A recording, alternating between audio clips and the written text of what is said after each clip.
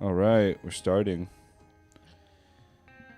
We're live. Welcome, loyal followers, listeners, fans, Nerds, Earthlings. to another episode of 118 West. What are our listeners called? Westies? Westies, I like that. We're live at 21st Street Studios. How about 18 dweebs? But yes, welcome to the show, 118 West, which is a show about West Coast surfing, skiing. Snowboarding. Skiing, I think, encompasses both. Yeah. When Snow sports, yeah. Yeah. Snowboarding is a way Agree to to disagree. ski. When you talk about going snowboarding, you say snowboarding. No, he says riding. That's what snowboarders say. I don't think Yeah. I've ever said when I go skiing. I feel like the terms are interchangeable. Well, here's the thing: is I feel like surfing covers boogie boarding, body surfing, right? Like surfing encompasses all wave riding. I think in a whole as a whole, and in that same way, I think that skiing encompasses all snow sports. Now, does that represent a hierarchy, though? Well, I mean, it certainly does in surfing. You don't think of boogie boarders as higher Higher level beings. level beings. That's a lower life form, right? Body surfers in the most core. But actually, you know what? And we'll kick it off right now with this an interesting topic. I bought a surf mat recently. Oh, nice. Yeah. If you were using that, would you say that you were surfing? The most elevated. Yeah, it's the most elevated form of surfing. Or according sliding. to Or yeah, Dave Rastovich. would you say you're sliding? And what does a surf mat really look like? Just the inflatable It pool? looks like a sleeping mat material, like inflatable thing that's like this wide, about that thick. It's pretty cool. Are you gonna In theory, hit up Refuge with your mat? that would be a sick thing to do. George Greenough switched from kneeboarding to only riding surf mats. I was gonna say I haven't seen a surf mat. I don't think. Once you go mat, you never go back. You see them occasionally, like out and about, but they're kind of a rarity. I think Jeff Kakawa had one a long time ago. Yeah. Nice. You've ridden one before. I found one at the beach lifeguarding one time, like a $10 one. Like it was like canvas, and it popped almost immediately. I hope this one doesn't pop. But What's an ideal wave for a surf mat? A point wave? yeah, wedge. yeah. I don't know about what. I think I mean maybe if you're good at riding it. Do you remember that? I think it was a Surfer's Journal feature so long ago that had the wedge crew going out with a bunch of pool toys. Yeah, I've seen surf mats and old wedge videos employed They were really popular in the 60s. in the 60s and 70s. Yeah. I think a surf mat, you need a pretty punchy wave though, right? With some like power. You don't want No, like a mush burger. I think mushy waves, like a slightly bigger mushy wave, is probably the easiest to ride on it. Yeah, it seems like the more hollow, the harder it would be. to hold an edge. I think if you're Yeah. good, they can go really fast. But like, I imagine when I'll use it is probably like, I don't know, smaller, windy, shittier surf when I don't want to surf anything else. Yeah. Actually, you know what got me really fired up on it was thinking about going to Mexico, which Yeah. is gone. that idea evaporated. Really? Yeah. We canceled our tickets. Oh, were you we were planning? we were planning to go to Puerto Vallarta Oh, okay. Well, that's fair. for my birthday. Jesse's like, really? Why not, dude? No, I just like I don't think it's worthy of canceling any Mexico trip right now, but maybe not there. Yeah. Although I think there's some random stuff happening in Tijuana too. Yeah, I but wouldn't if want you- to be in Mexico you- right now as an American. I don't know. And I'm Then a do big- it. Do it. Put your money where your mouth is and go to I do Mexico. Okay, hold on. But have I gone to Mexico before this? Like, I just don't really go to Mexico. I do kind of agree with you. I think pretty quickly it has simmered down. And I actually don't think that All those reports, none of those were verified or ended up being true that they were pulling tourists out of hotels. They just were causing don't think- chaos. yeah, I don't think that happened. I think they just they Burnt- did pull tourists out of cars.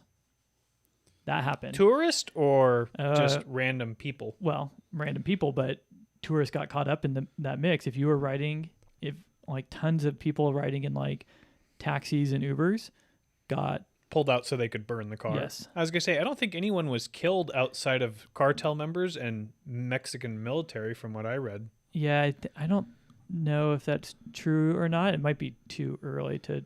I think that. Totally I mean, get that, I but- imagine that might be true because I think it would make news if there Yeah. were any known kidnappings of Americans. But I think also a lot of American tourists were sheltering. It is just in interesting place. to me, though. I mean, I agree. Probably definitely not the thing to do and go right now, but it seems like it's typical like social media where it's like the event happened, the guy got killed, violence erupted, and like suddenly on social media, everyone's like, oh my God, they're targeting every American coming down. They have their direct orders to like take out Americans, whoever they can find. And it's like, It seems That's- more than that, though. not really. Or not more than that, but it seems more than nothing. It seems like Of course, it's more than nothing. It's the biggest member of any cartel to be taken down. no, More than no, nothing. It's a mention. no, not that event. Like it seems like.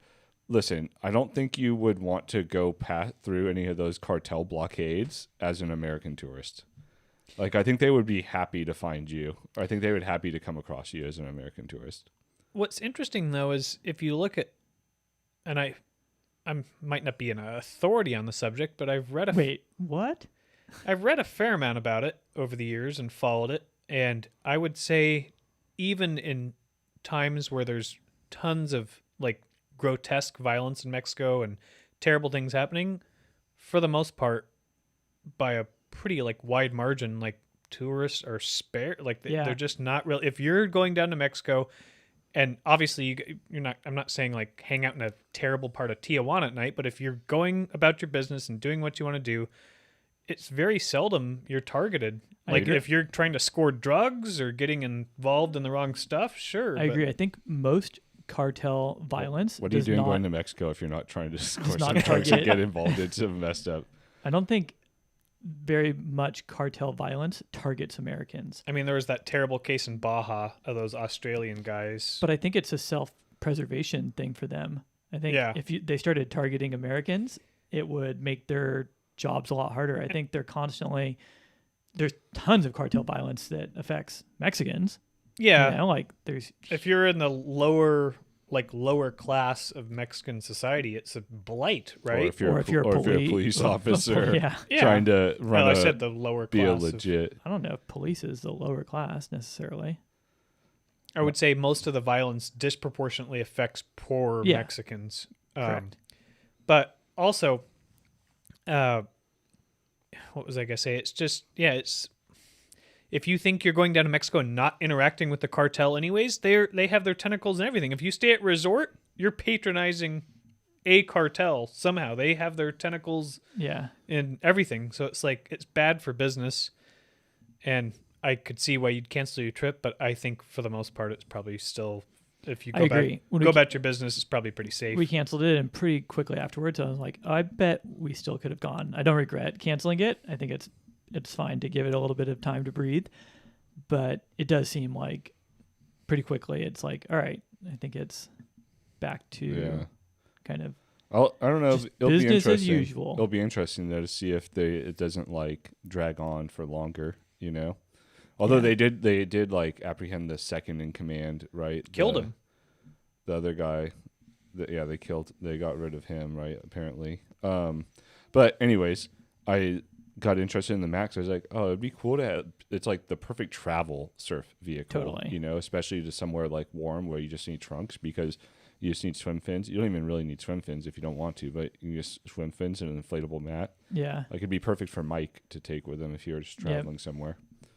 And- Sliding through PV. And then I started Bench will be watching. damned. Then I started watching. Then I started watching YouTube videos on it. And once you start watching YouTube videos on stuff like that, for me, then it's just over. Then I'm like, well, this looks like a lot of fun. You know what I haven't seen? I haven't seen surf mats in a long, long time in person. Kneeboarding. When was the last time you saw a kneeboarder? I see him at Magnolia every Few years? couple months. No, Oh, okay. no, a couple times a month I see him at Magnolia. Do Really? you think it's Yeah. declined in popularity though? Yeah, for sure. Yeah. Maybe kneeboarding would be something you could do to That's- ease yourself back It's into all I was doing. Yeah, Recently. Refugio, he was Were you kneeboarding. kneeboarding? He was That's getting all on I- his knees and all I milking could it. do. I tried to stand up like a couple times. I was like, I Oh, can't. I couldn't do remember that. if you were just doing the Jesse Blower prone No, thing or no. I was kneeboarding, and I think I got decent at kneeboarding a wave storm. It's a big learning curve, you know. How is the old foot treating you? It's good. I'm barefoot right now, out of the boot. Right before David came over, I went for a decently long bike ride in the boot, Nice. which is doable now, so that's nice. It's a way to, Scar healed up pretty well. It's not even scabby anymore. yeah. Damn. They, When's and the next surgery is? unscheduled at this point. I have to go do a couple other things before I can get it on the books. An MRI and then like a special CT scan. So I think once those are scheduled, and then once I get the results back from the CT, then they'll schedule the ankle replacement. Probably sometime in like May, I would guess. Nice. Yeah. But I have a feeling I'll make I think like right now, like if I have to walk around in a boot, I'm barefoot right now because I'm not really walking around. But I bet by April I might be back in like a regular shoe Okay. and So like it cruising doesn't around. look So particularly swollen per se. no, it just feels like fragile, Yeah. Makes sense. But yeah, no, I think it's going good, and it just feels good to be able to like move around, I bet. walk around, not have to rely on a knee scooter. Do you have that weird kind of? I remember when I broke my foot and the boot finally came off, and like at that point nothing was really broken, but I had that weird, almost like pins and needly feel. Does it feel like that?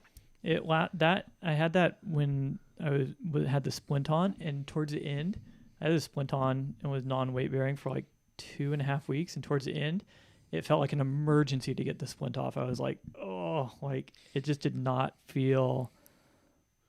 The skin did not feel good.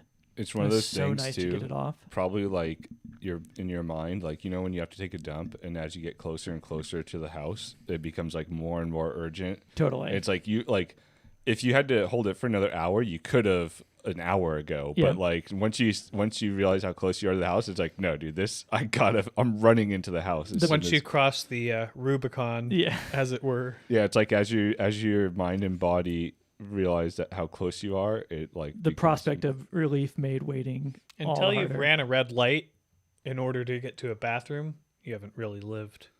I'd rather shit myself than break a law, dude. Wow. It's a statement. I'm an upstanding citizen.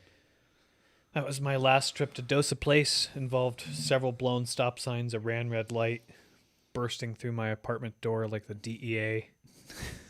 Was it Never went back. Was it one of the last episodes, where you said that Kiara cut you off from Dosa Place? We went there and it was not the same. I remember eating my biryani or whatever and thinking, this Should this be sit there like that? Is this supposed to be? This shouldn't be cold, right? Like this should be warm. Like there was aspects of the dish that should have been warm that were cold. And I remember eating and then just feeling not good. And she was kind of taking her time, and eventually I said, I forget, I tried to use the bathroom that was occupied, and I said, we gotta go. And she's like, I'm not done. Or eventually I was like, we gotta go, like now. And I got in the car and drove like a maniac. And same thing. I remember parking the car and realizing I can't run. If I run, it's all over. I've just got to penguin walk as delicately as I can. As I've gotten older, my tummy has definitely gotten more sensitive to I'd say all things the like that. Do you think that? Yeah, I was gonna say. Do you The think peppers hobs. played a role? I'm definitely like a huge pussy when it comes to like extreme spice nowadays. I don't know if Jake. I wonder though, like I think maybe in a couple of years still, I don't know, like I think right now, I feel like I could eat a habanero. I could raw dog a habanero.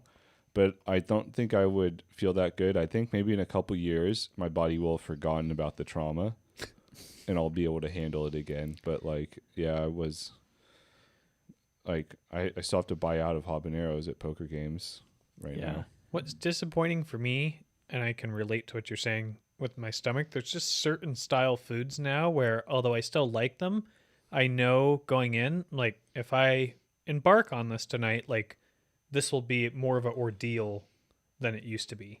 Indian food is one of those. Indian food's always one of those. Spicy, like Asian soups, like those sort of places. Like I love them, they're great, but like I kind of know like this. I'm not gonna just escape unscathed, go to bed at a normal time. The good thing for me, Sleep well.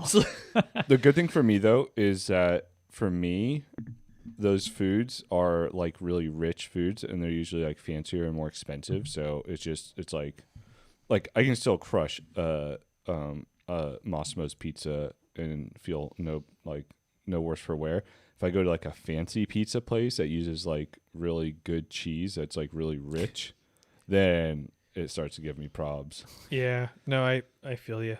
Or like I went to like a really fancy like Mexican food place where there's like they probably had like lots of butter, like lots of I don't know, really rich ingredients. And like I don't know, it's rare for me to take a nighttime dump, but an after dinner dump doesn't happen that often. But after I eat like rich fancy food, I'm like, yeah, I gotta go. You're like the opposite of Lucille Bluth. I gotta go do some reading. This upscale food doesn't sit well with me.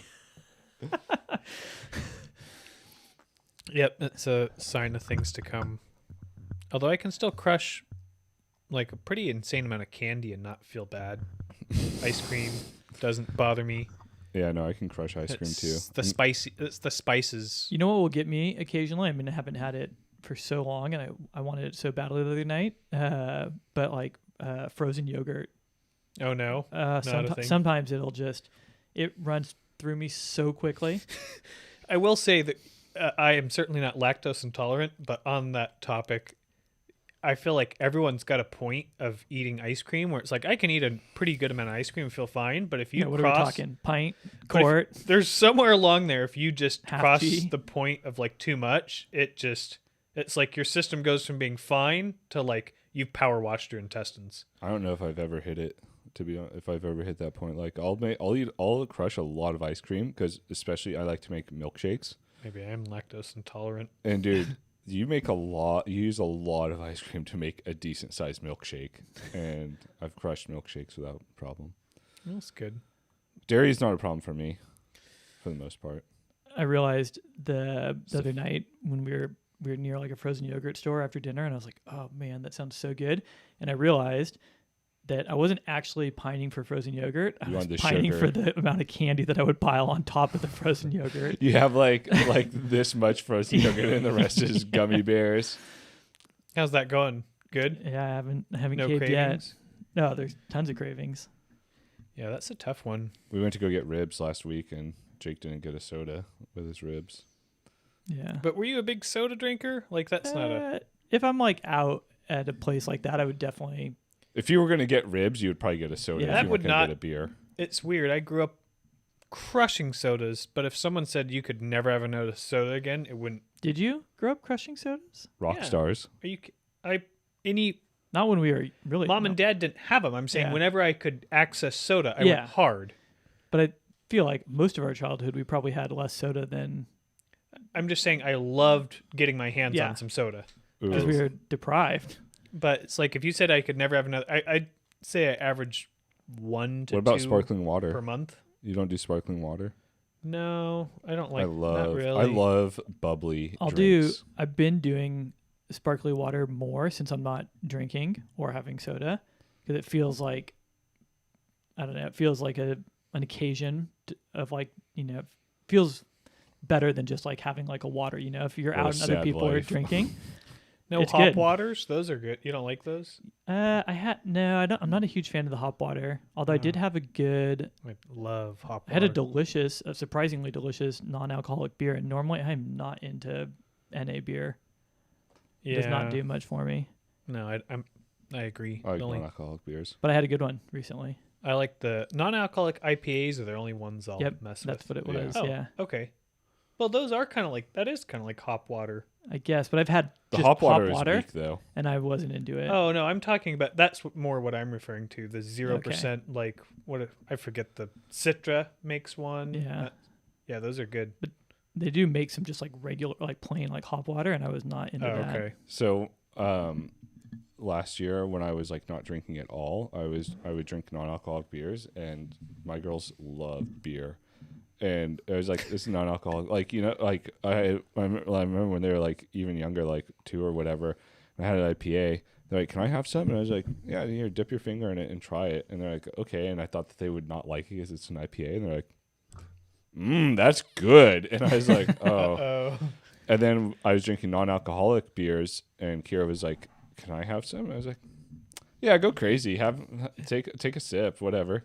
And then Lauren's like, I don't know if that's a good idea. And I was like, well, it's like 0.5% alcohol. And I was like, I wonder how strong that actually is. And I looked it up, and a ripe banana can have 0.5% alcohol by volume. It's less than a lot of What do you think, kombucha. Some kombuchas have more than that. Yeah. You remember getting daiquiri ice at Oh god, Baskin Robbins? loved That it. had some alcohol in it. Yeah. What a flavor. All right. So what else? Should we move on to the topic of the day? You mean the Abby's. topic isn't ice cream and candy? I don't know. That's pretty compelling content. They did miss you at ribs, dude. Yeah. The ribs were good. See, I lump that firmly into the category of like I can eat it, but there may be consequences. That meal though does clog me up. Like I don't Ribs? digest that very quickly at all. I don't have any GI issues with ribs, but I'll tell you, I do not sleep well after consuming a bunch of ribs. Yeah. Yeah. They stick to your ribs. Yeah, That I feel night is not a clogged good up. night of Like that's sleep. the one meal that like really makes me feel like, dude, this is kind of just sitting in my stomach right You got now. a temp. Yeah. I had ribs. You're feeling a little you're looking a little feverish. Thanks, ribs. Thanks, ribs, but they were so good. Well, maybe next time. It's overdue for a trip to the smoking rib. We're going to get a trip to one of my favorite restaurants next week, Inca's. Incas? Ooh. Is That's that right. the one in Irvine, right? Yeah. Okay. Yeah, that is a good one. I think that might be one of my favorite restaurants. It's good. It's never crowded. Never crowded, delicious food. The green cilantro based Yes, hot with the sauce. bread. Oh, The ceviche with the pine nuts or whatever they do, the little. tiger's milk. Yep. Oh, And then what do you do? A lomo? no, I think I usually do like chicken chufa. Oh, not bad. Oh, Yeah. yeah, that'll be good. But yes, it's time. I think we've reached that point in the pod where we address We had some big weather last year or last week. elephant in the yeah. room. The high pressure run that we had all of January finally came to a heartbreaking end. We had some precipitation, crazy amounts of snow. Ryan got face shots. He couldn't join the podcast, so Jake and I just played Mario Kart instead. Yeah, those were some cold. That was some cold storms. They said those spun off the coast of Siberia. I want to say the ones that hit Tahoe, and What do you think? Do you know what Mammoth is up to snowfall total this season? I want to say 250 something or other. Really? Squaws around 278.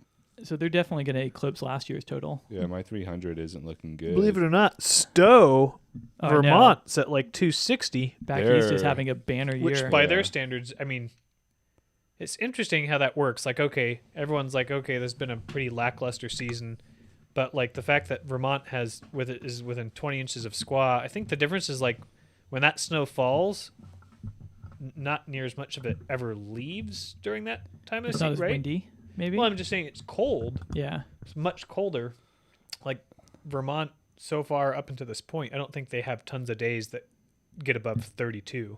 Yeah. I remember getting into a big, this was kind of early when I was dating Lauren, getting into a big argument with my stepdad, Dennis, because he was like, yeah, the East Coast, there's some world-class skiing there. And I was like, no, there's not. And I was like, there's some famous resorts there. But I was like, compared to the West Coast, there's our resorts in the West Coast and the Rockies are infinitely better than those resorts. You should have asked him how many California transplants are living at Stowe. Yeah, well, then he's like, well, Or they had the Olympics. Col- He's like, they had the Olympics there. I was like, yeah, because they had the Olympics in New York, in Lake Yeah, they also Placid, have the upstate U.S. New Open of York. surfing in Huntington Beach. Yeah, and I was like, that doesn't mean that the skiing there is phenomenal. It's not world class. It's Yeah. not at all. There's probably some days, the right day where it's pretty. But even amazing. then, the terrain, the mountains there are so old and weathered and worn down that like Yeah. there's there's the one backcountry Tuckerman's Ravine, right? And that's like I bet you there's still on. I bet you on the right day, it could feel world class to you, but it doesn't compare to actual world class mountains. No, the I bet weather. I bet on the right day it's fun. I mean, if you have But- like a 2-foot powder day, I bet you there's plenty of terrain at a lot of those resorts that's going to be I mean, it'd be Plenty seriously steep fun. enough. But I will not say Mount world-class. Washington is insanely steep, and that's downright deadly terrain. Yeah. Like doing those. But that's not a Colors. resort. But I mean, like and it's also not that Those steep compared resorts- to the rest of those the West Coast, to the Sierra. plenty of those resorts so have black diamond runs. Mount Washington. And how much has, more do you want? Mount Washington's some of the lines on Mount Washington rival pretty much anything you'd have in the Sierra. It's just one little mountain, but And I it's don't- like I don't icy. think that's true. it is absolutely true. The Mm, you could like research the on I don't know. one of the- I have seen it, and I know there's steep stuff. There's steeper stuff than I would ski at Mount Washington, but there's like you're comparing. You just cannot compare any mountain on the East Coast to the Sierra. That's just Yeah. a reality. Well, I mean, they're not comparable in elevation, but if you're talking about actual Even in pitch, you can't like. Okay, but hold on.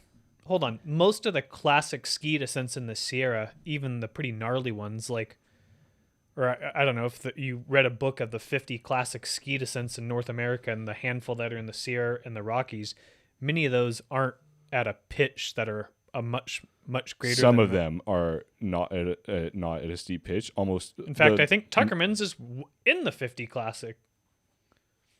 Is it? I don't know. We'll look. After Did Cody Townsend go to it in the Yeah, 50? I don't think he did. so. No. No, Jesse, like the But I do think that there's plenty of like black diamond run. I think the problem with back east skiing has less to do with the pitch or angle of the iciness. resorts, and I think it has to do with the quality of the snow. Yeah. Like, Dust I don't know. on I'm crust. like, plenty of resorts back east have black diamond runs, and if you had a legit powder, how much more do you want? I do agree that is probably their main issue. The second issue that they have is just also elevation. And yeah, I mean, like dipping into the trees is not the same because they're too close to like the dense glades. it's dense glades. Yeah, it's not. The tree skiing's horrific, so you're really left to like runs. Yeah, Not as much vertical. So, anyways, we're spoiled in the West. Lauren was really surprised. She's like, "You were really like mean to Dennis," and I was like, "Well, he was wrong." No, he's got to know. Well, I was like, "Well, he's like absolutely wrong about this, and this is something that I know about, and I'm not gonna like sit there and be told that like there's world class skiing somewhere when there's absolutely not." Yeah, Sorry, Stowe. Sorry, East Coast skiers, snowboarders. but this season they're having a great They're year. having a good year, but everywhere seems to be having a bad year. Like disaster wise, I'm sure you saw Utah had a Yeah. bunch of back to back. Yeah, one at Brighton. I think just One like with a kid? out of a gate. Like yeah, a that was the one at Brighton. 10, An 11-year-old. just out of the Kid? Just backcountry outside. gate. Yeah, just outside the resort. And then the Alps has been getting absolutely demolished. There's a big strike, right, at one of the They have resorts there. had, I think they said so far in the Alps this year, they've had about 75 avalanche deaths, which is like about 3 times the amount you'd see at this time of the year. That video that you sent me from Pretty crazy, France right? is insane. That guy got barreled and Yep. survived. One guy got barreled, and one of the guys got pushed down the hill. Did like, you? pretty aggressively? I don't Was think that the they one that were we watched the other day. No, it's aware like- it was coming, but that was inbounds. Yeah. Apparently, It's like right at the top of a lift. There's video of these like 3 guys like pushing off down a cat track, and suddenly this massive avalanche is coming. One guy turns around quick enough and makes it, barely doesn't get hit. Another guy ducks kind of low and just fully gets barreled over a snowbank and then buried. And then it takes another guy and pushes him off the cat track. And all 3 survived. Yeah. you could see they responded. I don't know if those people had beacons, but they like instantly people like turned around and headed for the pile. Yeah. But yeah, they said it's some of the worst conditions that Alps have seen in years. As actually similar, and I don't know enough about what their season's been like in the Alps. I think it's been similar, but not as severe as Utah and Colorado, where it's like they got snow, then they got nothing for like 2 months, and then they got a lot. Feast or famine. And So you just have like a huge load of snow on ball bearing-y sort Yeah. of ice. I mean, up until this you said that the storm track is maybe shifting, but it feels like I haven't been skiing this year, but I feel like I've been like remotely like plugged into storm systems, and it feels like this season was like most of the snow came in 2 big like events, you know? Yeah. And Yep. then in between it was like nothing. And so even though the snowfall totals are probably like, you know, average to above average even at this point, it's been a weird year in the way that snow fell. I'd say for Mammoth, it's been 3. They got all that snow in late November, where we got the insane week of rain. And then they Yeah. got late December into early January, and then this February thing. So I don't think that one in November though, like what I it mean, dropped like 3-4 feet of snow. but it was like on nothing. So that Yeah. like, you know, kind of started, I guess, the season. I guess that was a decent amount. But it was you're right. basically that one at the end of December. There's been three systems really, or well, 3 events, Yeah. like week to 8-day long events of snow, with absolutely nothing in between. Really warm weather, and then of course the It's been great for surfing though. the Tahoe Avalanche being the worst of the bunch. Yeah, right next to Boreal, Yep, right? yep. It's just kind of crazy. Yeah, it man, I'm sure it'll be interesting to see. I bet you that will be a massive case study in decision making, and similar to the Tunnel Creek Yeah. Avalanche, I'm sure it'll be the same deal where, because it's got to be the deadliest avalanche in California history in the last. Modern, they said. I Yeah. think there was that one in Lee Vining in the 1800s that obliterated the town, but in like Yeah, modern times, yes. And the worst in the U.S. since like Rainier, 1980. Yeah. and then followed only by the Alpine Meadows yeah. one. And but yeah, it's just kind of crazy. What was the Alpine Meadows Lodge. one? 81, I What believe. there were? How many victims were? 7 people died, 7 people. and they found that lady like 5-6 days later that lost her leg, where she was somehow still alive. But just goes to kind of show. I think I was texting Jake this, but like, I don't know about you, but I've always assumed like, I know there's some dangerous parts of the Sierra Avalanche wise, and actually that specific area might be most famous for it, like Squaw, Alpine, that area. But like, ultimately, I think you're probably splitting hairs between, like we always say, oh, Colorado, Utah, Wyoming, like those are far more dangerous Avi-wise, and they are as far as the persistence of the problem. But when you're talking about like really heavy snow within the first 24 to 48 hours, you may be splitting hairs to some extent. It's more probably about just the terrain, right? Because like, And the amount of snow. and the amount of I mean, snow, if it but at snow- that if it point, drops 4 feet or 5 feet of Well, I snow. think though a big problem though with like the continental zones is the persistent weak layer there. Yeah. You know. Yeah. And so like it stays. It It's not just a 2-3 day event. Like usually, I think this- on the coast, yeah, it stabilizes, not generally. It stabilizes not that long after storms. well, Right. oh, and also too, just one. It doesn't need to be a ton of snow. It could just be 1 foot of fresh snow. could, Yeah, yeah, like, yeah. cause a deadly avalanche, right? Versus, I feel like maybe in the Sierra. I mean, although in the Sierra, I mean, I probably wouldn't go back. I mean, I'm a cautious cat, especially when it comes to avalanches. So I wouldn't be going out. I don't think I'd go out in anything besides, like anything over like considerable. If it was considerable or above, Yeah. I probably wouldn't go skiing, backcountry skiing. yeah, it's You're right, absolutely right. It'll be a landmark case study, and it'll be interesting to see whether or not there's like criminal liability. And like everyone keeps saying like, and I totally get it, but it's like now's not the time to judge or Monday morning quarterback and that sort of stuff. But it's But like, you're gonna do it anyways. well, no, I just wonder like if they're investigating that, will they look at like the company as a whole, or is it like ultimately does that responsibility rest with the people that were with them?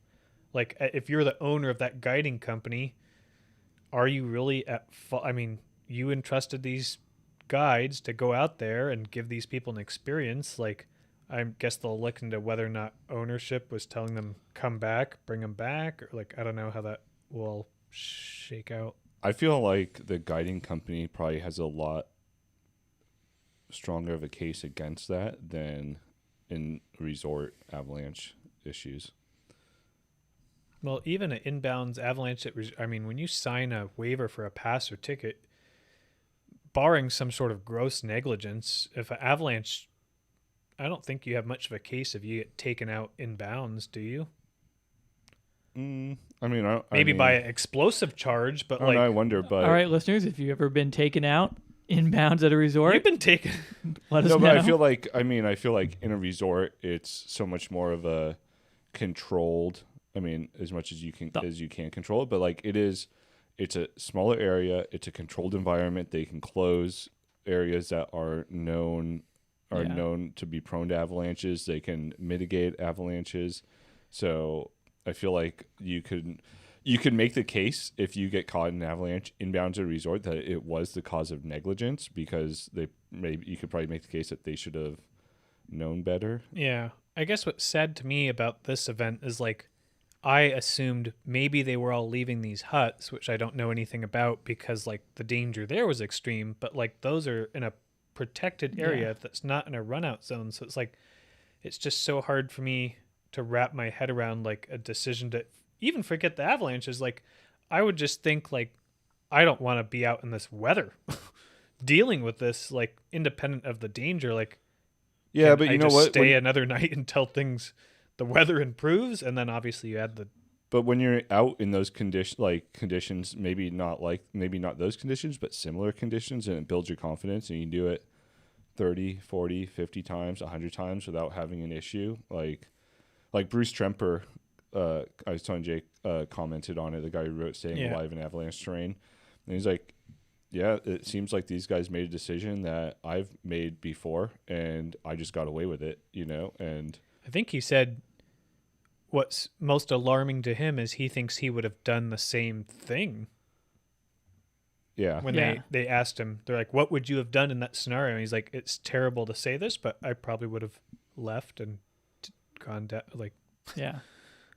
Well, I mean, which is we think about pretty it. alarming to It's hear. totally different circumstances, although there's a lot of similarities. Do you remember that first trip that we took, the three of us, to San Gorgonio in a crazy snowstorm? We were also in a pretty much right at the bottom of a run out, right? No, I think where we camped was, I mean, there's like a ton of trees and it's pretty flat for a little bit there.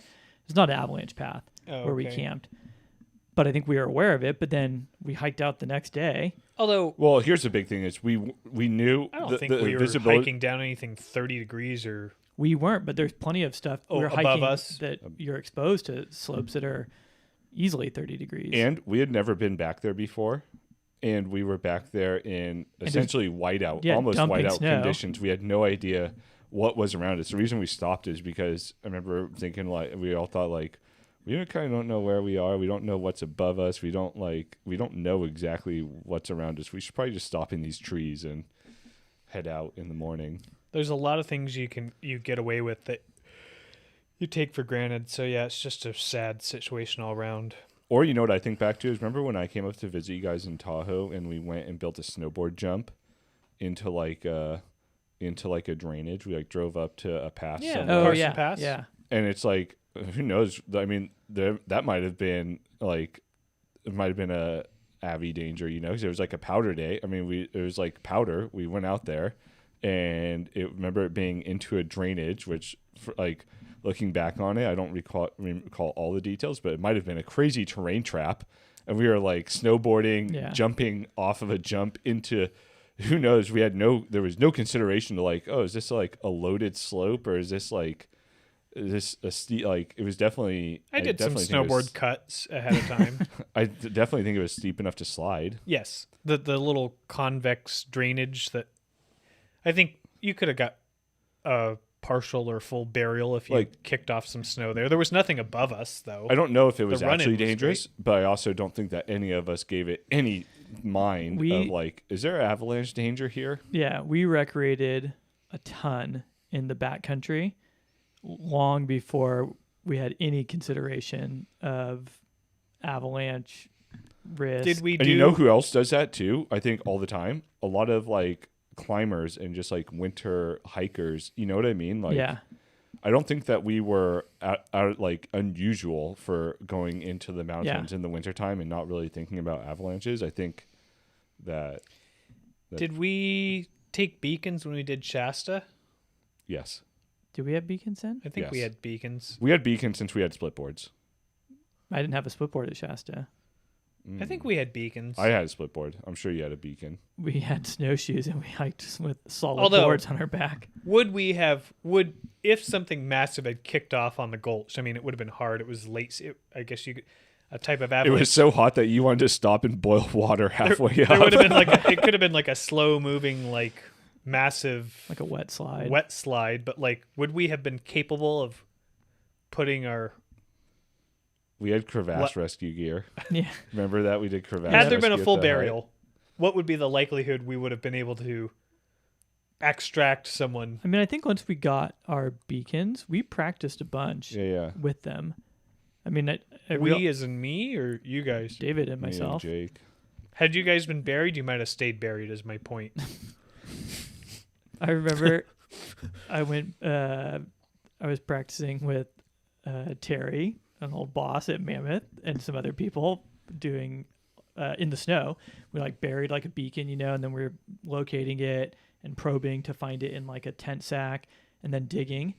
And had been at it for like 15 minutes and Terry probed and couldn't find it. And he was like, let's call it. I don't want to do this anymore. And we were supposed to go backcountry skiing like the next day. I was like, oh, dude, this does not bode well if 15 minutes into the training, unable to locate the beacon and just like, you know what, there's a bottle of red wine in the car. I'd rather just. Yeah. I don't know. It's just one of those things it's just super unfortunate. Who was the split boarder I was talking about the other day? Jim Zeller. Jim Zeller. Do you know who he is? Name sounds familiar. Like Is he a Tahoe guy? Yeah. Local and pro snowboarder, old school. And I think his comment was that all the people, so many of the comments that are coming out and like Monday morning quarterbacking or like saying like, how dare they do all this stuff, are coming from like super inexperienced people. And like almost the more outrage was an indicator of like their experience level, and the more experienced people that actually go and recreate, or even like avalanche professionals, their opinion was like less how dare they do this thing like it's their fault, and more just sorrow. And, Yeah. And I just want to put it on the record. Jake can attest to this. I did not point the finger at all at them. I gave them the benefit of the doubt and expressed sorrow for the whole situation. So I want you guys to know I'm a very experienced backcountry. Glad we've cleared that up. AIRE1 certified. I don't know. What would be the equivalent? Someone, no, there's not a good equivalent maybe in surfing because you don't guide a big wave tour. But if like multiple people drowned at Nazare, It'd be like if someone died at a pipe, like at a pipe cleanup contest. set took out 4 or ski guys on a ski-doo and they No. never surfaced. And it's like, what are these idiots doing? No, what if somebody died at a pipe contest when they have like water safety and everything? That's what it'd be like. It's like, well, A single they- person, It's- or like It is different though. 4 or if you- 5, One thing that is different, I true. would Or think, 9. there's not in Can you imagine a pipe surf contest like multiple people already dead, and they're like, all right, heat 6 in the water. I think there is a bit of a difference though compared to some other action sports because like guiding has its limits in, like, for example, surfing. Like you could be a decently experienced surfer, and you're not paying someone to take you out really as a group. What in like about those sort of like super? what about super, an Indo boat trip? Yeah, but that's That would be you can comparable. mitigate that a little more, right? Like you're not traveling as a. I mean, does an Indo boat trip happen where like the head guide says all 5 of us are gonna paddle out together and like No, like, but on the boat, like there's like storms that I can guess. come up, and they can, Yeah. and I think- you can make the wrong decision to try to make it back to port before a storm. There's probably just hits. less objective hazard in a lot of guided operations compared to skiing, backcountry skiing or mountaineering, or yeah, because you can put yourself in. because you don't have to be very good to put yourself in a really risky situation, I think that's the right? main If you're difference, being right? guided, There's not no one guides you out to Nazare. You either have those skills to be out there, it or self-selects for like the people that can handle. right. Well, I think one big problem though too is that the most fun conditions for backcountry skiing are also the most dangerous, And they don't Yeah. have it doesn't which is different from like if you were on an Indo boat trip and there was a hurricane if there's a hurricane force storm coming in, you wouldn't be like, oh no, this is Yeah, like yeah. no, we're It's getting going, good. it's gonna be good. Like That's you'd be like, no, we need to anchor somewhere and like take shelter. I think that's an important consideration is like, okay, some of the most dangerous conditions out there, your skill level doesn't have to be that high to enjoy that style of riding, right? Yeah. That could potentially kill everybody. And that's the most fun. And it's the most fun as well. So 35 to 42 degrees, your standard black diamond run. you could have skied or snowboarded for a couple of years and handle a huge powder day on a slope like that. Yeah, or you don't even have to be riding a slope like that, right? You could be traveling under yeah. a slope like that. yeah, traveling under a slope. And I think like the that. same is true of mountaineering, right? You can put yourself in, have gross exposure to risk without actually doing an objective that requires a whole lot of skill. Yeah, especially if you're just paying a Sherpa to haul your ass up. That, or you could just be touring under El Cap on the wrong day and get taken out by a massive, Yeah, but that's pretty uncommon. yeah. I think a lot. Or you could be going up Baldy. Yeah. Yeah, Baldy, I guess, is a not good guided though. Typically. example. Yeah. Yeah, no, most of those aren't guided. Guided Yeah. by, Although I guided by, think- guided by although YouTube videos. I would also think that most mountaineering tragedies, except for like maybe the ones in High the altitude. Everest high altitude ones, are not guided Yeah. necessarily. I agree with that. I would definitely agree with that. I think typically that probably self-sustained. adds. But high altitude element. mountaineering, I think the vast majority, at least in modern times, I feel like those tragedies are guided. yeah. And I do think, though, and we'll reserve judgment until whatever they come up with as far as investigating, but I do think, and I don't know if it was the case in this case, there is a pressure to deliver for clients anytime you add a monetary element to something. Totally. And people are paying a ton of money and you can't cancel the trip and there are no refunds. It adds an element of, I think it does, and I don't, not saying that happened in this case, but there's a tendency to cloud judgment and I don't alter think that is as big of a factor in it. I think I think it's a huge factor. to me it sounds like these people were a group of advanced skiers and regular backcountry people that have skied in the backcountry regularly, and I think that they had probably skied in storm conditions before, probably tens of times, and their confidence level in nothing going wrong had probably been building. Like Bruce Temper talks about, your confidence builds until you have a close call, or until things go really bad, and then all of a sudden you're like, oh, never doing that again, and then you go out again on a safe day, and then you go out on a slightly less safe day, and then and your confidence keeps building, because I think that a lot of the people that were on that trip were very experienced, and I think that they had the guides there almost as it wasn't a Himalaya style expedition where it's just some rich person paying for a guide to carry all their stuff up. I think they had guides there basically to be like a second opinion on their own judgment calls, and to also cook and clean at the hut. Yeah. But you have to imagine that being that experienced, like you can grow complacent, but I'm sure there were discussions about, hey, is this the right call? Leaving here during a storm, taking this route. Like, I don't think they just were like, all right, we're going, like I am sure there were discussions amongst the people on the trip and the guides. I would be surprised if they just cavalierly were like, all right, this is the way we hiked in, this is the way we're going out. I bet you there were discussions, because no matter how much experience you have or like get complacent, like you're still evaluating conditions. I don't think it's complacency, but I think that in your mind you're thinking like, well, I mean, it's like, yeah, these are storm conditions, but this is also just like, oh, this is like when we were at, like, for us to be like, oh, this is like that trip at Gorgonio, and that was fine, like. Yeah. It remains to be seen, but what I would say is this, and the reason I think there is a monetary component to it, you can't cancel these guided things. There are no refunds. You can't tell me that, and to be honest, at least from what I've ascertained and read, yes, they were experienced skiers. They were part of ski clubs, but they weren't experienced ski mountaineers. Most of them didn't have even avalanche certifications. That's why they went out there with guides. What you can't tell me that with the resources and science we have, and the fact that they'd been predicting a historic storm of epic proportions in the days leading up to this, which turned out to be the third greatest 2-day snowfall ever reported in that area in the Sierra in history. You can't tell me that, like, no part of you, like, that's got to factor into it to some extent. We're like, well, we paid. We'll try to make the best of it, right? I mean, one person backed out of the trip, right?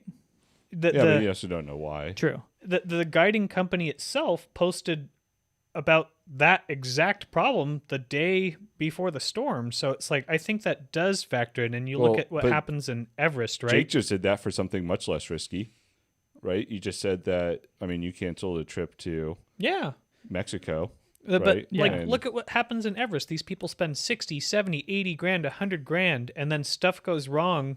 But this trip wasn't. No, but I'm talking about the 80 grand. But it was $1,800 a person. I'm talking about the principle of, I feel like when you add a monetary element to something, it clouds judgment, where normally if you were just going to go out with your buddies on a touring day and then you looked at the National Weather Service forecast and saw the Sierra Avalanche Center predicting it was going to be considerable or extreme avalanche danger and a storm of epic proportions, you might think, if you didn't invest money, you know what? Maybe we'll sit this one out and not go through complex. Yeah. Or you might play on different terrain. Is all. And I guess it just depends. I think that same dynamic is at play at resorts when, patrollers die in avalanches. It's because there's a pressure to open terrain for paying customers. So the resort operations is like, we got to get this terrain open. And I think Mammoth wrestled with that this season after that death. Then they had, all this time, like, where they had, terrain they didn't open or close. It felt like after that they put the brakes on, like, trying to get terrain open as ASAP. fast as they had been doing beforehand, because I think there's like a tension between how ski patrol operates and what resort management wants to happen. I mean, to say at the end of the day, too, a job like that, there's risk. You're never going to be able to mitigate all of it, but to put yourself, I feel like, at greater risk than should normally exist in a job like that, solely for the purpose of appeasing investors or the public or the corporate powers that be, is But even crazy. For that one, though, too, I mean, like, it is, I mean, listen, I'm no big fan of Altera and Mammoth, and it is hard for me not to wonder how much of a role that played. But also the reality is they've probably ski cut those Avi paths, like, how many thousands of times. Yeah. Like, But it happened in the same exact area for this. Yeah. After a massive storm, the second year in a row, at some point you have to start to question, is it worth, when conditions are that abhorrent, why put people in harm's way? no one should be out on the mountain until things improve at that point, right? Or at least in that part Or- of the mountain, yeah. you know? I that's the way But I mean, how look many? at it. How many crazy seasons with like crazy storm events where there's been like huge dumps on there where they've probably made similar, like those same ski cuts or similar ski cuts all over the mountain that didn't. I don't know didn't go enough wrong. about the event. Yeah. Were they ski cuts or was it ordnance that set something off and they couldn't get out of the way? I thought that's at least the first one was. I don't know, but yeah, I mean, just because you've done something in the past and like maybe gotten lucky, you know, like how often does that bad stuff actually happen? Maybe not that often, you know, but it's just kind of like a ticking time bomb. And then eventually when it does, it like kind of shines a light of like, all right, maybe, yeah, just because this is like not common, but it like doesn't mean that you shouldn't change your practice and be like, okay, maybe we don't need to open this terrain day Yeah, I'm not saying of that, but after like I'm a- also. I don't think that it necessarily. Like, I don't think that it means so that it was foolish, you know, to do Yeah. it, or that it was, I don't necessarily or even that it was like wrong for them. You know, that it was wrong. I think like it. I feel like it makes it like really understandable. yeah, There's I got to don't- be pressure. I don't They- think it's as cut and dry as like it was foolish or it was wrong, but I do think that there is a tension between resort ops and ski patrol I don't know. I mean, I for how don't know. I mean, I could imagine there being, and well, I look imagine. at the remember the avalanche that I guess from people that I've talked to, I think the vibe is that there is, you know, some level of like, hey, we got, you know, like we got to get terrain open. remember the one that came all the way down to 6 and partially buried people Yeah. several years ago, and they were like, "Okay, now we're done for the day," and it's like, okay, like you almost lost 3 people. A massive avalanche came down pretty much the whole mountain, ending at the base of 6 and partially buried 3 people. And it's like, okay, yeah, it's too dangerous. Whole Five. resort's Five. closed, or 5. Yeah. Yeah. Whole yeah. resort's closed for the day, and it's like nothing could have. What? So I think you hit the nail on the head. Like clearly, they've employed enough experts on the mountain that someone might have been able to say like, hey, with how much snow's fallen and the conditions, we probably shouldn't be operating today. But there's money. I mean, it makes sense that, I mean, the whole point of is they're going to constantly be like trying to thread that needle, right? Trying to open up as much terrain as they deem it safe. It's so it's not. I don't necessarily think it's one side is like right or wrong. I just think that they have different goals. Ski Patrol is like their main goal. Ski Patrol's main goal isn't like we want to get as many people on the mountain today as possible. yeah. You know, like their goal Yeah. is like, hey, we want to open terrain safely, not put any of our members in like undue harm, and make sure that no one gets killed or badly injured today. Whereas Resort Ops also has that goal, but that's not necessarily like they have a competing goal, which is we want to get as many people onto the mountain today as possible, especially if it's like really good conditions. They're in the business of like trying to open that terrain. So all I'm saying is that those are somewhat competing interests at Yeah. play. And I think that's just part of probably operating a ski resort is trying to like balance, you know, like with, Yeah. you know, how that operates. I mean, I do. I mean, part of me wonders what that like how that went, you know, and like what that dynamic is like between them, you know. But I don't think. I mean, I don't know, so I'm not going to speculate and be like, oh, you know, like the ops probably like told Ski Patrol they got to get their ass out there and open up terrain, you know. Yeah, no, I think sometimes it might be like less explicit than that. Because you know? I don't think, because I honestly don't think that Mammoth loses that much money when they don't open like the upper mountain or when they don't have the whole mountain. Well, they open. lose when the mountain's closed for the day on a Saturday or a Sunday. That's a Oh. tremendous loss, and that has happened several times this year, including directly after that event. Yeah. But they had a time just this last storm where they said on Saturday, no, nothing will be operating. So it's like you can see they're starting to respond. It does feel like this year has been way different as far as the amount of Full day closures. full day Yeah. closures on the mountain. I've seen 3 or 4 of them where they're just like, nope, we're done. Too windy, too much snow. Everything's done. Yeah, I mean, I know what you're saying, but then also a big part of me also feels like those. I mean, it has happened 2 years in a row, but I also think that it's probably a fluke that has happened 2 years in a row, just because of how many decades have they been operating Well, through they've had crazy other storms. incidents and fatalities with ski patrollers. They had one that was exploded by ordnance in the late 70s. They had the terrible fumarole incident. It's not. Yeah, but the fumarole one is, I think, hard to chalk up to. Yeah, I don't know if that. I think that's like a that's different less vein. I think less the like the ordnance resort one, trying to. I don't think that's a good argument for the resort pressuring ski patrol to open terrain. It might be argument for like lack of training, or not the right type of training as far as like an emergency situation happened, and then there's like a chaotic, albeit totally understandable response to try and like save a coworker, and then you end up being. I also victims. think, though, maybe to David's point, there's an element with the type of people that go to a resort like Mammoth, the expectation that risk will be pretty much entirely mitigated because they've paid a lot of money and they're experiencing skiing at a resort. And I think that's probably, I would imagine there's probably a lot more incidents at that style resort with those type of people that go there, and it's also just big and you have big numbers than at other resorts. It's a different type of skier, I think, the masses that go to Mammoth, where it's just like compared to what? areas that don't draw from a massive population center like Orange County or LA or in Tahoe with the Bay Area.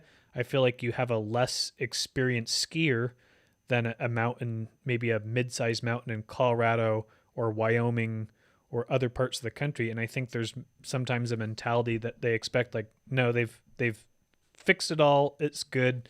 As long as I don't fall, Do you think you're more or less likely to have an accident or even death depending on your ski or snowboard ability? Well, yeah, definitely. But I think that is, and I think expert skiers and snowboarders might be at more risk. I think, though, that's a definite part of male expert. Yeah. I think that's a definite part of the mentality, and you hear that in like the talking heads after incident. Like, how could this have happened at a resort? Like, there must be gross negligence. And my point is, like, it's not always negligence. At the end of the day, you are snowboarding or skiing a massive 3,000. Well, I think a patron, though, getting caught in an avalanche is a different story than a ski patroller. Even a patron, though, Jake got caught in an avalanche. Were they negligent in not blasting that face more? If there was terrain beneath you, you could have been seriously injured.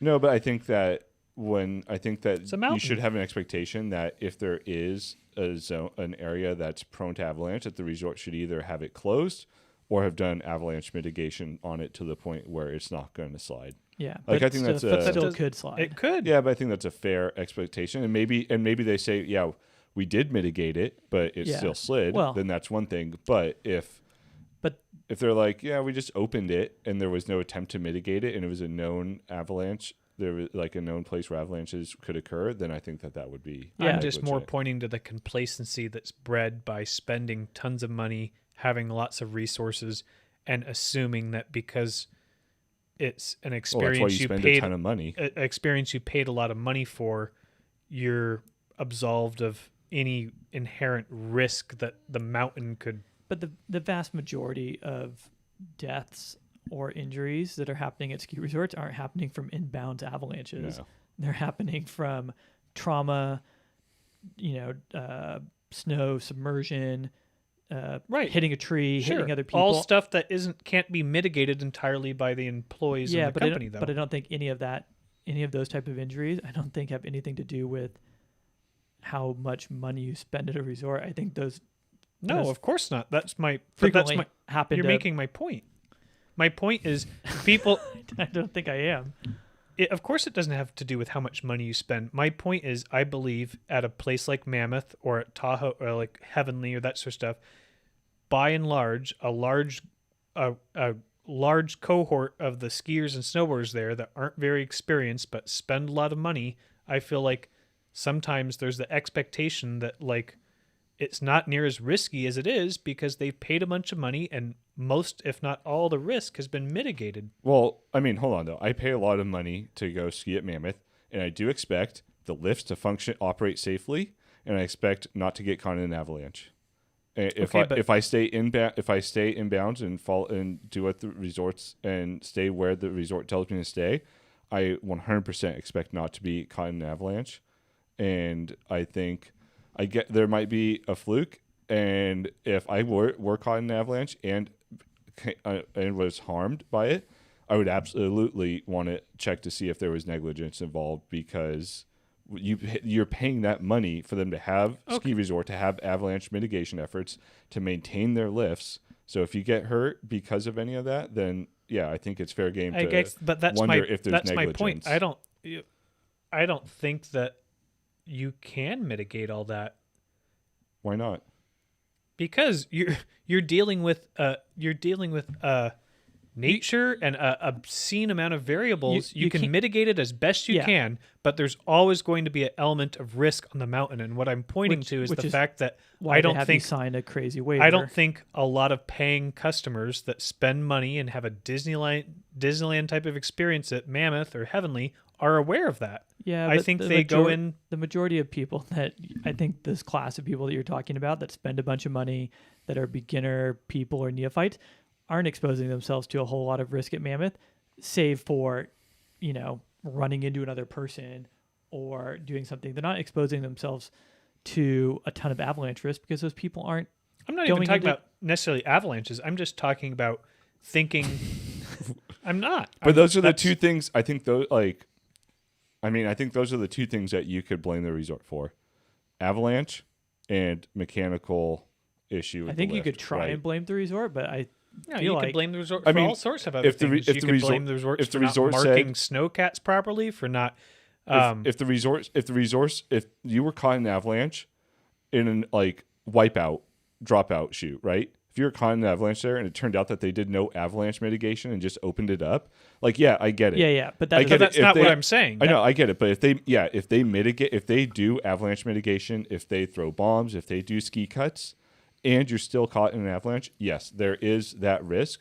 But when they do avalanche mitigation, before they open up areas, it's going to be a fluke, literally a fluke. It's going to be an act of God if you get caught in an avalanche, and that's not the resort's fault. Yeah. But I do expect them to maintain their lift equipment, so that way I don't have a chair that falls off the lift or a chair that slides into me from in front of me.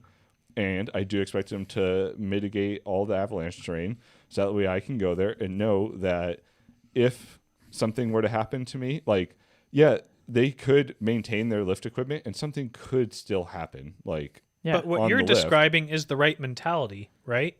What I'm describing is people that expect all that it to be void of any of that risk because they're a paying customer at a mountain, whether or not that's rockfall happening or a rogue avalanche or skiing into a crevasse because they've gone off a trail or falling in a snow cave or any of those things. You can't expect all that risk to be mitigated just because you've paid $250 a day. And I think there's a cohort of skiers at these expensive resorts that aren't understanding of that. I don't think so. I don't think that. I do. Yeah. But all those things are not that common at a resort. Falling in a snow cave, falling in a crevasse, getting hit by an inbound avalanche. Of course they're not that common. That's why people go to resorts. I just think that people aren't truly appreciative of at the end of the day, whether or not you're at Mammoth. I think there's so much less risk for those things compared to snow immersion, getting hit by somebody, hitting somebody, running into a tree. There are real risks that happen at a ski resort. And there are, it's a very small chance of some of the things that you've talked about, but that's infinitesimally small compared to you wrecking yourself because you case it on a jump, or you running into somebody and slamming your head, or all these things that are common at ski resorts. Well, yeah, of that course. Are that's how people actually get injured. But that's not the point I'm making. The point I'm making But is I think people are aware of those risks. I think people generally, no matter how much money you're paying at a ski resort, generally know that the odds of them getting stuck in an avalanche or falling in a snow cave or a crevasse, all those things are very, very, very small, almost as small, so they don't really have to worry about it because that's the bargain that you've made with the resort. And I think they're fully aware that it's way more likely to get injured at the hands of another snowboarder. and yet every Did you know time there's an that accident California- of that nature at a resort, the first thing people start saying online is, No, yes, maybe just trolls, Jesse. Maybe No. you got to get out of the comment section. I mean, but what do talking heads know? They don't know. They're just. but those are people. They're and people that I want to ski. see That's these. my whole I want to point. see these No, it's- comment. I want to it's- see these talking heads that you're talking about that are amazed that Okay, somebody go got look hit. at Mammoth's post when the avalanche went down to the base of 5 and partially buried 3 people, and you'll see it's filled with people saying, "Unbelievable! I can't." Well, yeah, I believe think- they-" That is unbelievable. I think you should be. I think you should be concerned about that when that happens, and like I think Mammoth can come back and say like, "Hey, listen." When has that we ever? can't mitigate everything. At the end of the day, you're on a mountain. There's Well, Mammoth can't excess- say like, "Hey, we had patrollers like Mm-hmm. do ski cuts at the top of it. We had them do this." But Again, I you're do think making my it's- point. But I think it's perfectly acceptable for people to be like, "How did this happen? How could this happen at the ski resort?" Yeah. But that's your. Because if they do We're, that, we're it just shouldn't going. I It's know, but perfectly acceptable to have that mentality, and all I'm saying is that mentality exists, and it exists because people have a false sense of security just because they're going up a chairlift in an area that is supposedly controlled But as best as it I can don't think be. that has anything to do with the amount of money you pay for a ticket or Oh, your absolute- experience level skiing. But you should be totally surprised if No, that if you- happens to you. if at you're a at ski a resort. if you're at a small mid mountain ski resort that has cheap tickets and you're an experienced skier and a once in a lifetime avalanche, it goes way further than normal. I don't think that person's like, oh yeah, that If it's, you- know, if it's you- the ski resort, crazy if- stuff if can you happen. I don't- bet you they're like, what the fuck? Like that's insane. You don't That's think the never run that." mentality of skier that skis at Mammoth, these people with tons and tons of money that come up 2-3 times a year and spend tens of thousands of dollars, or at Tahoe, don't have a different mentality, the way they look at the resort and what they expect of resort and what they think should or should not happen? Well, Like, I think that's- people should. I think people are right to question why that happened, and they should have been very surprised that it happened. They should have been asking Mammoth, "How could you let You're this dealing happen?" with demanding rich people that think- expect the world. I think Like, they have, yeah, but I think they have a different mentality. But I don't think there's a difference from this particular situation of talking about like a once in a lifetime avalanche. Like, how many avalanches have they set off at Mammoth at Climax that never run down all the way down Upper Well, Dry there's been Creek? several times over the last 20 years they've had to have the whole town digging out there when a big one breaks through and Yeah, makes it halfway down the Plenty mountain. of big avalanches that break on the top and Mm-hmm. run all the way down that have buried people, and they've had tons of stuff. But I don't think Mammoth has ever had an avalanche until that one that came all the way down Dry Creek and ran out to the bottom of 5. So that's like a once in a lifetime avalanche event. So I don't think it doesn't matter how much money you pay to ski at the resort. I have a feeling if that same sort of like once in a lifetime thing happened at any mountain, no matter who's skiing there, I bet you people are going to be like, what the fuck? That's insane. This has never happened. I've skied here for my whole life, and this has never happened before. Being surprised it's never happened and having the mentality that the resort should mitigate all risk and essentially protect you at all costs and not having their own sense of personal. What I'm hinting at is I feel like there's a greater lack of personal responsibility at these bigger corporate owned mountains where people shell out big bucks than exist at a smaller ski resort with more core skiers. I disagree. And if you don't think that's true, I don't- invite you to go to Mammoth on a busy day and navigate a run with people zipping around, not paying attention, cutting you off. What does that have to do? And I don't think that they're wrong for that. I think What does that have to do? It's the mentality I'm alluding to. But the people zipping around are not. The people zipping around are experienced skiers. No, I'm talking about the mentality of people that go to resort, pay a bunch of money, and don't understand the risk involved with skiing or snowboarding and how you keep pointing back to avalanches. It could be anything. It could be not understanding that going. No, it needs to be something that the resort is Not- directly responsible for. It No, could be but yes, that's- it could be but it could you're be not twisting, marking a cliff. But you're twisting what I'm saying. I'm just saying people go to a resort with the mentality that because they pay a lot of money, risk essentially all risk is mitigated, and they get themselves into I don't crappy think that that's situations, true. whether or not that's an avalanche, a snow cave, going to a run they're not capable of going down and eating crap and breaking themselves off, or worse, or hitting a tree.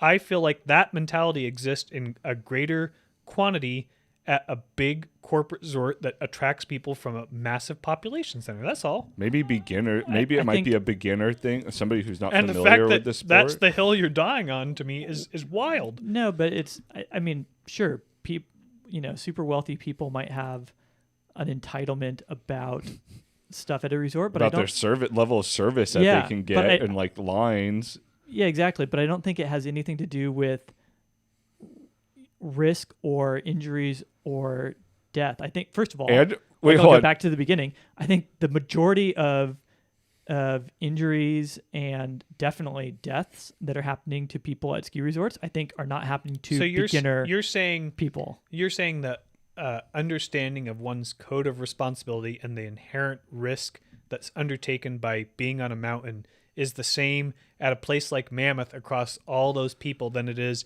at a resort that attracts a higher level skier and snowboarder. I also like and this more idea that you like, have, Jesse, where that's there's crazy. ski where That's a there crazy are, stand to take. What percentage of ski resorts don't have a majority of their patrons are just wealthy people to begin with? Skiing is like a super wealthy sport. Like If you're going to sit here and tell me that the level of skiing What- and what- riding what at ski- Mammoth is higher than a lot of other resorts in the No, hold country on. that don't attract what ski people resorts from don't LA, that's crazy. what ski resorts don't attract wealthy people? That's Which ones? I'm talking about. Eagle Point. No way, dude. There's You're wealthy people You're there. going to sit here and tell me that the cohort that I'm talking about that exists at a place like Mammoth or Heavenly doesn't even exist to the same degree at Kirkwood. Certainly doesn't exist to the same degree at smaller mountains that attract more local people. Sure, there's different. That's crazy. No, I'll go with you. There's different mountains attract different type of people. Like obviously Vale or Okay. Beaver Creek. You're getting there. Yeah, but I'm not going to go all the way. I think that a bunch of those places will attract maybe a wealthier person because they have nicer amenities, bigger mountains, more expensive lift tickets, whatever. All these things that they can appeal to those people. But I don't think that has anything to do with the amount of risks that people are taking, whether they realized or not, at a resort compared to, you name it, fill in another resort. Like smaller mountains I don't think Okay. have less incidents Okay. I well, also wanna I'll see put it these- to- per capita. I'll I put want it to to see you these this way. interviews When- of talking heads with super wealthy talking when you heads. hear of pe- astonished that. Okay, a prime example, right? We all grew up snowboarding Big Bear and Snow Summit. We all know the type of person it attracts, right? Very low talent, people that don't really know how to ski, They like to don't play know how to basketball. snowboard. I don't. But They, like to they play don't stay on the soccer. bunny hill too long before they go up to the top of Miracle Mile or the top of Bear. And what happens? They go down, they get broke off, they break their wrist, they break their ribs, they have bad accidents. That's what I'm alluding to, is like they're not understanding. Bad accidents happen at all resorts, Jesse. I know, but it happens. It's going to happen with a much greater degree of frequency in places that attract novice skiers that just pay a bunch of money to go on a mountain. I don't think that that's true. Really, you No, think? Well, hold on though. Because I think I will say though that That's I think wild. that Bear and Summit, the local mountains. You I don't think that at Hold on. Bear and Summit that Yes, attract but novice they're skiers? drawing from people that are weekend warriors. They're not drawing from places But where. so is there's- Mammoth. Jess, I don't know. Yeah, Jesse, so Mammoth and I think Bear and Summit, but I don't think it's how wealthy they are. I think there's a lot of novice skier and snowboarders, and I do think they get broken off. I didn't even I- allude so much to wealth as people that from But these you did, population though. You centers. said they're I said paying a that ton of paid a money. lot of money. I said that paid a lot of money. I don't think that you're more likely to get injured at a ski resort. I don't know if getting injured at a ski resort actually has anything, if there's any correlation to your level of skiing or snowboarding. I think the better you get at skiing and snowboarding, the more risks you're willing to take, and you put yourself in situations where you're more likely to get injured. Sure, beginner people get injured all the time. So do intermediate people. I wonder, that'd be interesting. I have a feeling that even though more advanced skiers put themselves in riskier situations, I bet if you talk to Ski Patrol, I bet 70%. So you should you're ask Ryan. you 70%. would, and I don't have any data to back this up. I'll preface it with this, but you would submit to me that the ski patrol. I wouldn't submit nothing to you. You would submit that the ski patrol at Bear and Summit are not dealing with as many injuries as at a comparable sized resort in an area that is drawing more local skiers. Per capita for the amount of people. I think no. No, I don't. I agree with you on that. That's but I don't, crazy. But I don't think I that's don't think it is, But I no. don't think that the people there are more indignant about being hurt, which is your main I argument. didn't say they were indignant. Yes, you said that they were indignant. They couldn't believe that the ski resort didn't No, mitigate all this risk. Yes, I said there's a Well, lack of hold on. No, we got to go back and I rewind think this there's episode. a lack of and that's understanding exactly of what, the risk associated with what people get into. They pay money, they buy a $150 ticket, they get on a snowboard, they get on skis, they ski above their level, and they go up and expose themselves to a lot more risk, and they're not understanding of what that entails because they haven't been around a mountain. They just paid for a And you ticket. said that they were on the news saying, like, how could this happen at a I resort? didn't say they were on the news. I said if you went through the Facebook comments of that avalanche, you'd see. I But just isn't that being indignant? I don't think that you're like I think injuries happen across the board to people. I mean, Okay, but Jesse's in great. This is great Jesse form, by the way, guys. This is what driving on Like, road trips is like with Jesse. I mean, We're okay, going how on many- how trips. experienced of a skier were you or a snowboarder were you when you got your concussion? very experienced. How the experienced of a problems. skier was I when I messed up my ankle? Okay, but I wasn't perplexed at I was doing an activity. I was trying a hard trick. I wasn't just.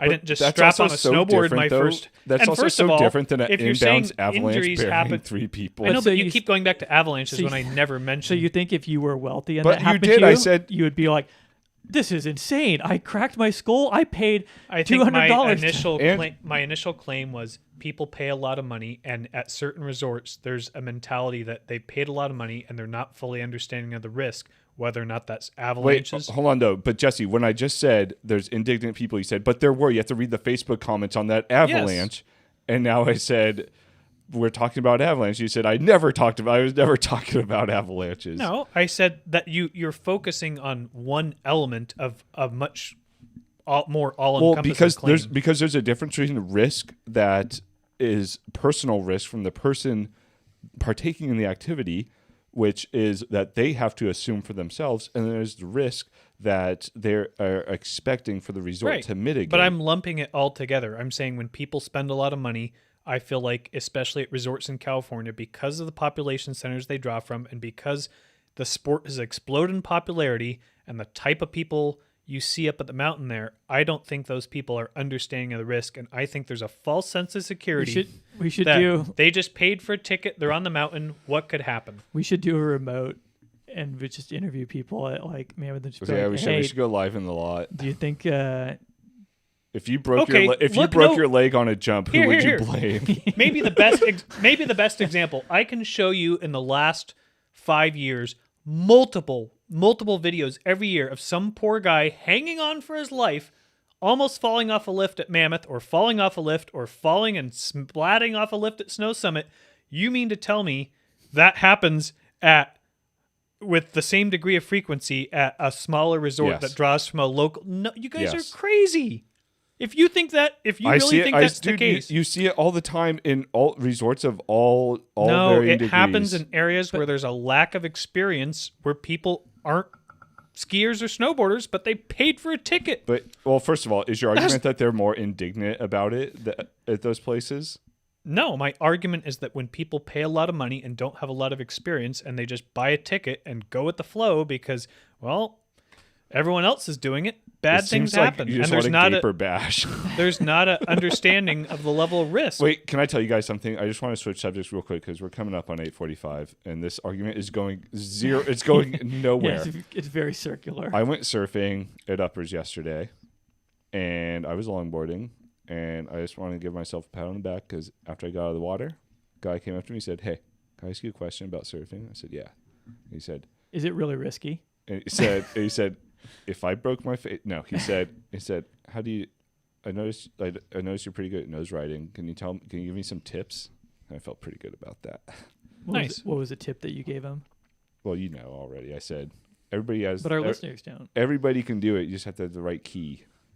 Yeah. And Nice. today I had the right keys more often than not. I had to wing that search for soul quote, but no, I just told the guy, dude, think it, feel it, do it. Yeah.